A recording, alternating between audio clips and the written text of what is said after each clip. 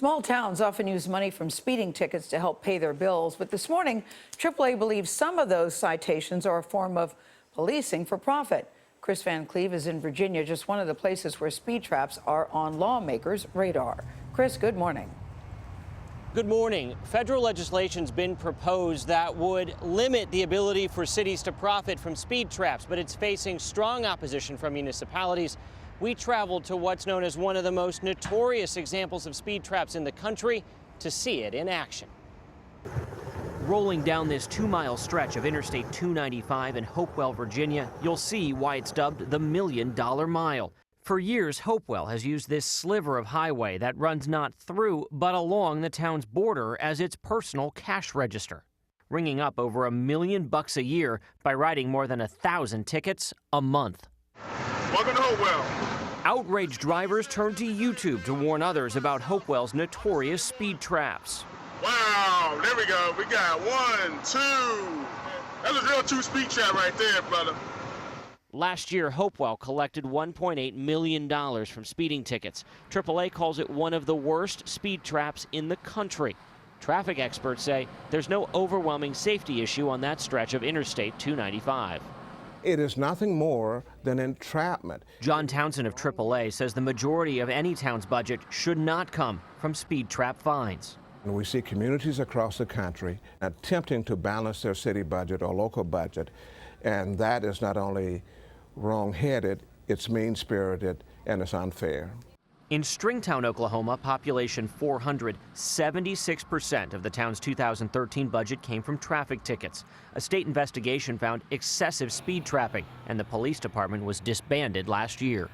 Waldo, Florida is just 2 square miles, and Highway 301 runs right through the village. But the highway speed limit changed 6 times, allowing police to write thousands of tickets a year. AAA even put up a billboard warning drivers. It was right out of something you saw back in the 1950s or something in Smokey and the Bandit. This was law enforcement gone amok to take advantage of motorists, especially to take advantage of tourists passing through their area. Speed traps prompted 7 states, including Florida and Oklahoma, to impose limits on the percentage of revenue a municipality can keep from traffic citations.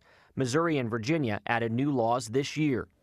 Virginia State Senator Bill Carrico, a retired state trooper, sponsored a state budget amendment that took effect in July because of complaints about Hopewell's speed enforcement.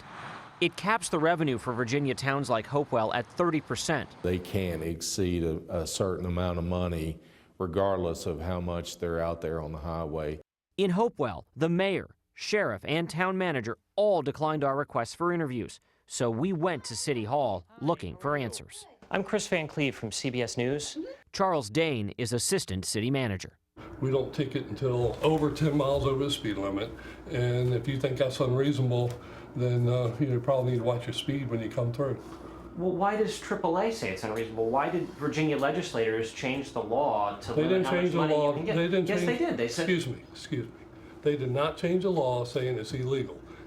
They wanted a portion of the proceeds because it was a state highway. That's all it was.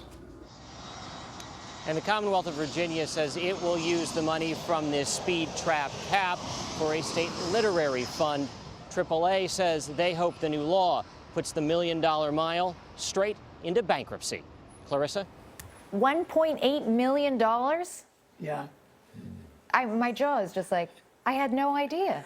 Well, I'm thinking now you know when you drive through Hopewell, Missy, you need to slow down. Seriously. But I love Charles Dane saying, wait a second, this is a reality of the situation here. At least people have been forewarned. Exactly.